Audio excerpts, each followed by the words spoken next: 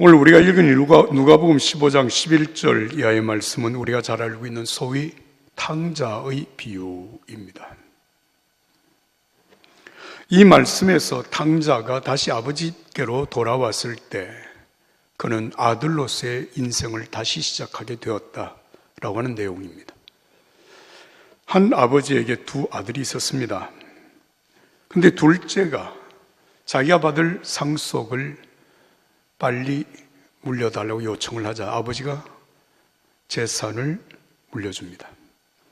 이 아들은 모든 유산을 다 챙겨서 먼 나라로 가서 살면서 허랑방탕하여 재산을 다 탕진해 버렸습니다.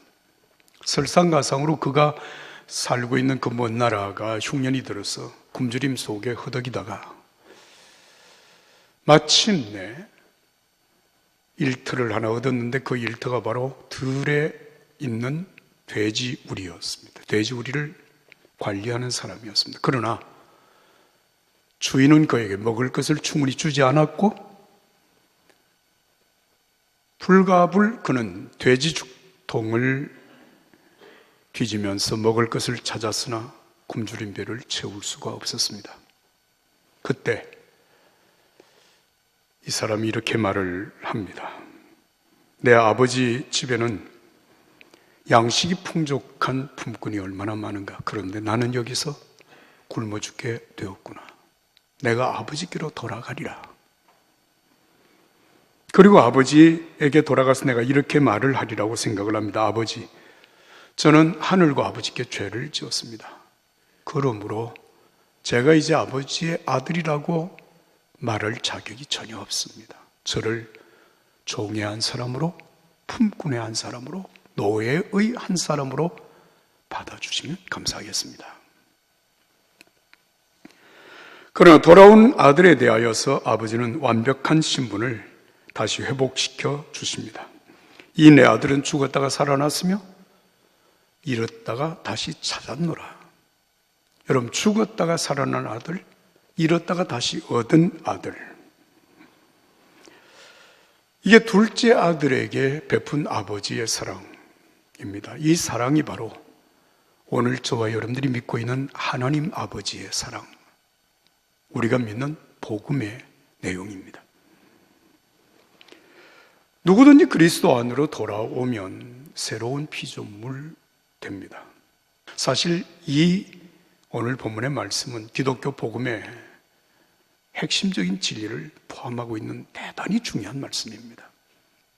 먼저 우리가 생각해 볼 수 있는 것은 둘째 아들이 왜 집을 나갔는가라고 하는 이유입니다. 왜 둘째 아들이 집을 나갔을까요? 아버지 곁을 떠났을까요? 한마디로 말을 하면 아버지의 감독이 싫었습니다. 아버지의 간섭이 싫습니다. 내 인생을 내가 한번 제가 마음껏 살아보고 싶었습니다. 내게 주어진 분깃을 가지고 내 인생을 내가 살겠다고 하는 그런 취지로 보입니다. 그런데 오늘 보면 13절 말씀을 보면 거기서 허랑방탕하여 그 재산을 낭비하더니, 여기에서 재산을 허랑방탕하다라고 하는 이 말에 성경 원어는 이렇게 써 있습니다. 아소토스라고 하는 단어를 씁니다. 이 헬라어의 의미는 구원에 합당하지 않다라고 하는 뜻입니다. 다시 말하면 이 아들이 허랑방탕하여 모든 재산을 탕진했다고 하는 이 말은 아버지의 재산을 그냥 그렇게 낭비했다, 허비했다라고 하는 정도의 의미가 아니라 이 유산을 물려준 아버지의 뜻과는 전혀 관계없이 자기의 뜻대로 모든 것을 낭비했다라고 하는 그런 뜻이고, 이 말의 뜻을 오늘 우리들의 삶 속에 적용을 한다면 하나님 아버지의 뜻과 하나님 아버지의 구원의 은혜와는 아무런 관계없이 내 육체의 정욕과 세상의 정욕을 따라서 마음껏 인생을 탕진했다라고 하는 그런 의미가 되는 것입니다. 여러분, 이 말씀을 묵상하다가 창세기에 나타나는 아담과 하와의 삶을 생각하게 되었습니다. 아담과 하와가 선악과를 먹고 난 다음에 나무 아래에 피하여 숨어 있을 때 하나님이 나타나셔서 하나님과 아담과 하와가 대화하는 장면이 창세기 3장에 기록이 되어 있습니다. 아담아, 내가 어디 있냐? 제가 동산에서 하나님의 소리를 듣고 벌거벗은 것이 두려워서 숨었습니다. 그래? 누가 내게 벗었다는 것을 말해 주었냐? 내가 먹지 말라고 내게 명령한 그 나무의 열매를 먹었느냐? 네, 하나님께서 함께 하라고 제게 주신 그 여자가 그 나무 열매를 내게 주어서 제가 먹었습니다. 하나님이 하와에게 묻습니다. 여자야, 내가 어째서 이런 일을 저질렀느냐? 네, 뱀이 저를 깨워서 제가 먹었습니다. 하나님과 아담, 하와 사이에 여러분 이 대화에서 하나님께서 무려 4번이나 아담과 하와에게 묻고 또 묻는 질문이 반복됩니다. 이것은 하나님께서 왜 그들이 그런 일을 행했는지 알지 못해서 묻는 것이 아니라 사실상 그들에게 회개할 기회를 주셨다라고 생각이 됩니다. 그럼에도 불구하고 아담과 하와는 끝까지 회개하지 않습니다. 변명하고 또 변명하고 자기가 저지른 잘못에 대해서 책임을 전가하기에 급급했습니다. 자, 여러분, 아담과 하와 왜 그랬을까요? 중요한 것은 이들이 선악과를 먹은 것은 단순히 호기심으로 인해서 먹은 것이 아닙니다. 철저한 계획, 의도를 가지고 선악과를 먹은 것입니다. 그 계획과 의도는 무엇인가 하면 하나님 없이 내가 하나님이 되어서 하나님처럼 살아보겠다고 하는 의도입니다.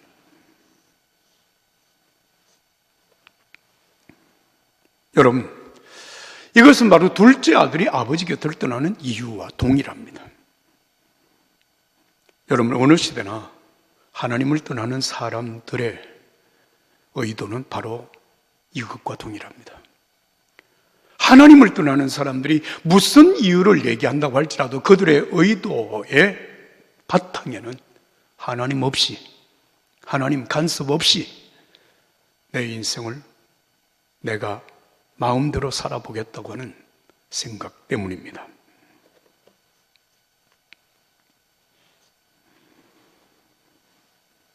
그렇게 나갔다가 모든 것을 탕진하였습니다. 둘째 아들이 아버지께로 돌아왔을 때 여러분, 첫째 아들이 이 둘째에게 하는 말을 성경에 기록된 것을 여러분 보시면 놀랍니다. 아버지의 돈을 창녀들에게 다 날리고 나타난 저 아들, 이게 첫째 아들이 하는 말입니다. 그는 더 이상 아들이 아니라고 생각하는 겁니다. 저런 녀석은 더 이상 내 동생이 될 자격이 없다고 생각하는 것입니다. 그게 첫째 아들의 표현입니다. 참으로 그렇습니다. 이 둘째 아들은 더 이상 아버지의 아들이라고, 그 형의 동생이라고 말할 자격이 없을 만큼 방탕하게 인생을 살다가 다 탕진하고 돌아왔습니다. 그런데 중요한 것은 이 아들이 아버지께로 다시 돌아왔다고 하는 사실입니다.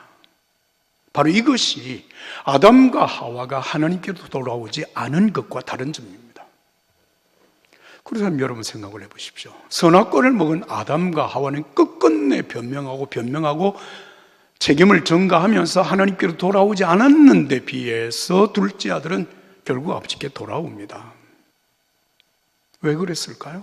여기 왜 이 두 차이가 있을까요? 중요한 것은 이것입니다.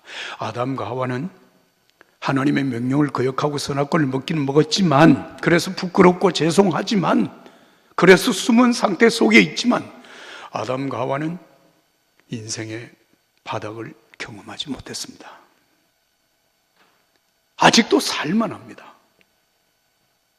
어쩌면 그 죄의 매력, 그 죄의 쾌락에 대한 매력이 아직도 그들에게 떠나지 않고 있는지도 모릅니다.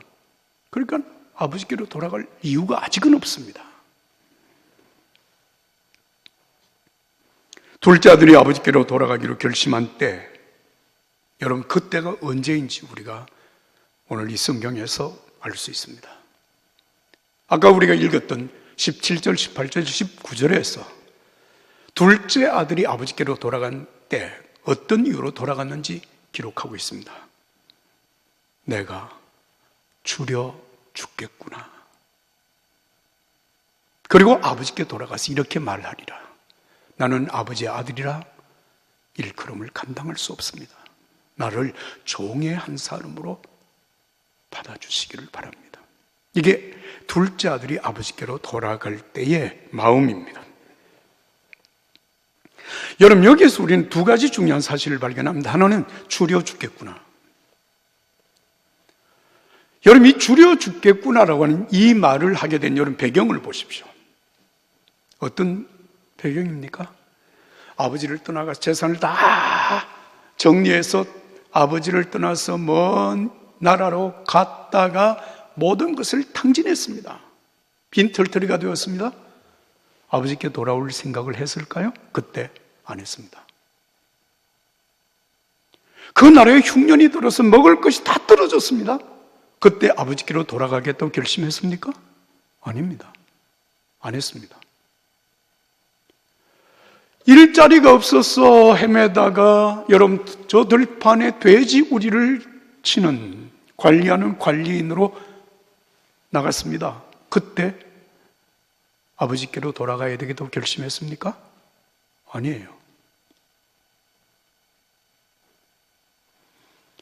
누구도 그에게 먹을 것을 주지 않는 그 상황에서 돼지 죽통을 헤집으면서 먹을 것을 찾았으나 도무지 먹을 것이 없는 그 상황에서 굶주림 속에 허덕이는 중에 그가 결심한 것이 내가 이제 주려 죽겠구나. 돌아가야 되겠구나. 더 이상 살 길이 없다는 겁니다. 바닥까지 내려가는 것입니다. 살 수 있는 길은 오직 하나, 그것은 아버지께로 돌아가는 길밖에 없습니다. 그래서 돌아갑니다.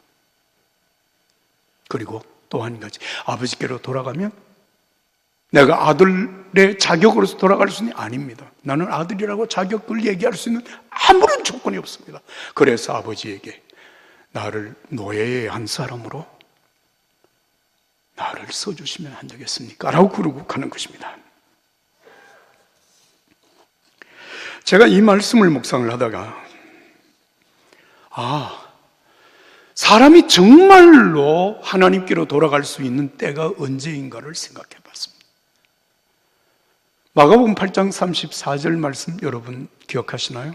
누구든지 나를 따라 오려거든 자기를 부인하고 자기 십자가를 지고 나를 따를 것이니라고 하는 말씀입니다. 저는 이 말씀을 여러분들에게 여러 차례 설교에 인용을 해서 말씀을 드린 적이 있습니다. 이 말의 의미가 무엇을 뜻하는지 저는 그 내용을 충분히 인지합니다. 그러나 제가 오늘 여러분들에게 좀 부끄러운 고백을 한다면 이 말씀을 내 삶 속에 어떻게 적용해야 할 것인가라고 하는 것을 잘 몰랐습니다.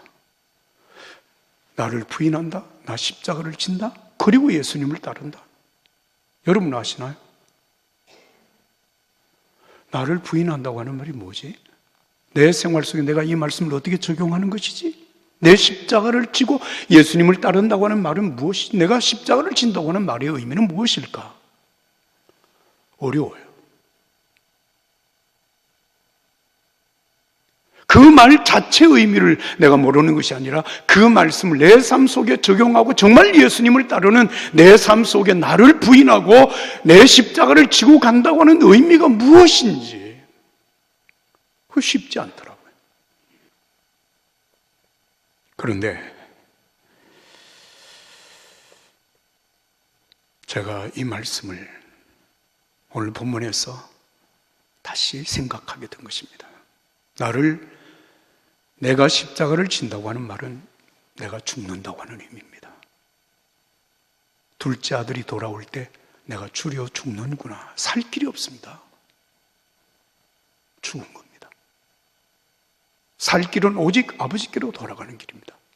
두 번째, 자기를 부인한다고 하는 것은 내가 아버지께 주장할 수 있는 아무런 조건도 없습니다. 그게 자기를 부인하는 것입니다. 그때에 비로소 아버지께로 돌아가는 겁니다. 제가 최근에 제가 존경하는 김선두 목사님 목회론에 관하여서 제가 긴 글을 하나 썼습니다. 아마 우리 책으로 이제 곧 공동집필로 책이 출판이 될 텐데, 제가 쓴 글 분량이 책에 한 7, 80페이지 정도 되는 분량의 글을 썼습니다.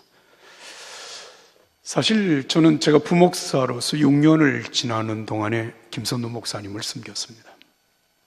한국 감리교회뿐만 아니라 한국교회, 그리고 세계 감리교회뿐만 아니라 정말 세계 모든 목회자들에게 참 목회의 훌륭한 귀감이 되실 수 있는 분이라고 생각을 합니다. 그런데 이분에 대한 글을 쓰면서 자료를 여러 가지 읽다가 이 목사님의 삶의 전환점이 어디에서 이루어졌을까라고 하는 것을 생각하게 되었습니다. 삶의 전환점이 어디에서 이루어졌을까? 목사님이 쓰신 자서전 5분의 기적이라고 하는 책을 읽었습니다. 그 책에 보면 이런 주제의 글을 쓰고 있습니다. 인생을 바꾼 5분의 카이로스. 인생을 바꾼 5분의 카이로스. 그 내용은 이렇습니다. 1950년 6.25 전쟁이 발발했다. 당시 나는 해주 의학전문학교를 다니며 기회만 있으면 월남해야 되겠다고는 생각에 몰두하고 있었다.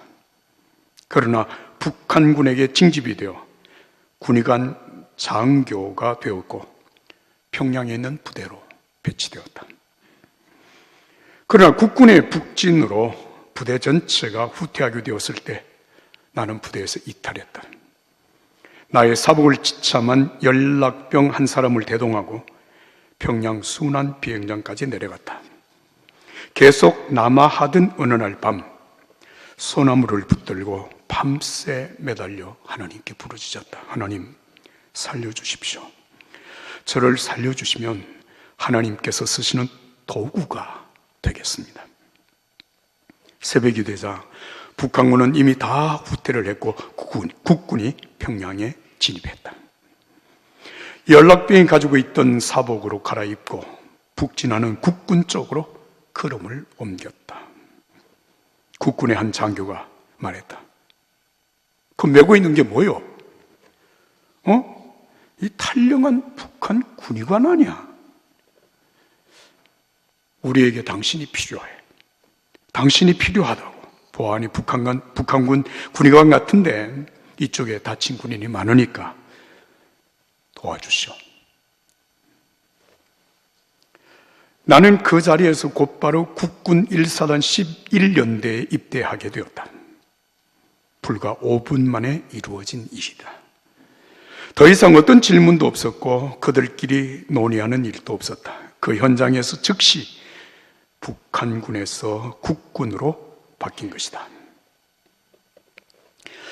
내 인생에서 수많은 기적의 순간을 이룰 수 있었던 기점이 어디냐고 묻는다면 나는 주저없이 이야기한다. 북한군에서 국군으로 5분 만에 변화시키는 하나님을 체험한 그 순간이라고. 그리고 그 기적을 이루어낸 힘의 원천은 기도라고. 하나님께서 내 기도를 들어주셨기 때문이라고. 이 체험이 나의 일생을 긍정하는 체험이 되었다. 어떤 상황에서도 절망하지 않을 수 있는 이유가 되었다. 살아계신 하나님, 나와 함께 동행하시는 하나님, 나의 기도를 들으시고 응답하시는 하나님.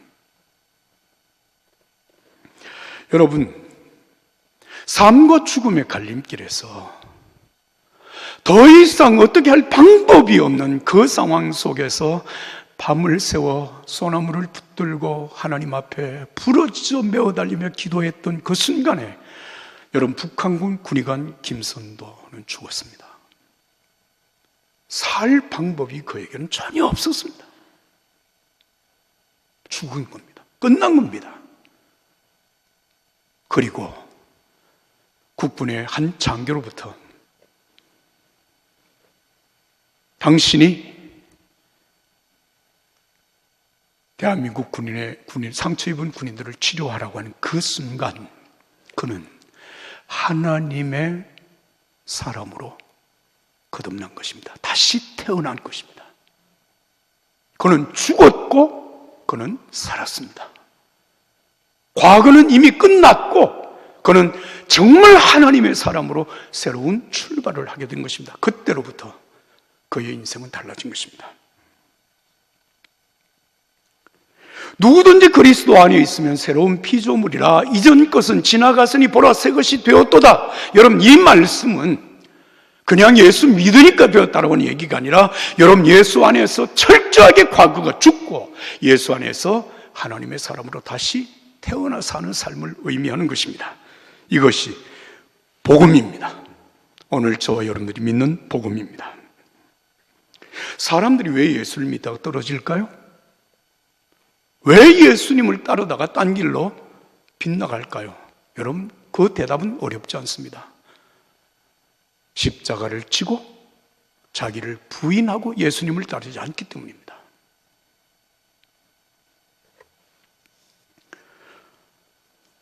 여러분, 예수님의 제자들, 십자가를 지시기 전날 밤 제자들과 예수님 사이에 대화가 이루어집니다. 그때 예수님이 이렇게 말씀하십니다. 너희가 지금은 나를 따라올 수 없다. 그러나 후에는 따라올 것이다. 여러분, 지금은 왜 예수님을 따를 수 없고 지금은 나중에는 어떻게 예수님을 따른다는 얘기일까요? 제자들은 아직도 십자가를 진다고 하는 의미가 뭔지, 자기를 부인한다고 하는 의미가 뭔지 깨닫지 못하고 예수님을 지금 따르고 있는 그 따름은 진정한 제자로서의 따름이 아니었다라고 하는 사실을 말씀하고 있는 것입니다. 그래서 이 제자들이 예수님이 십자가를 지시는 그 사건 앞에서 다 죽었습니다. 제자들은 죽었습니다. 아무도 없었습니다. 다 도망갔습니다. 제자 다 포기했습니다. 제자는 없습니다. 그리고 부활하신 예수님이 제자들을 만났을 때 그 사실을 여러분 확인할 수 있습니다.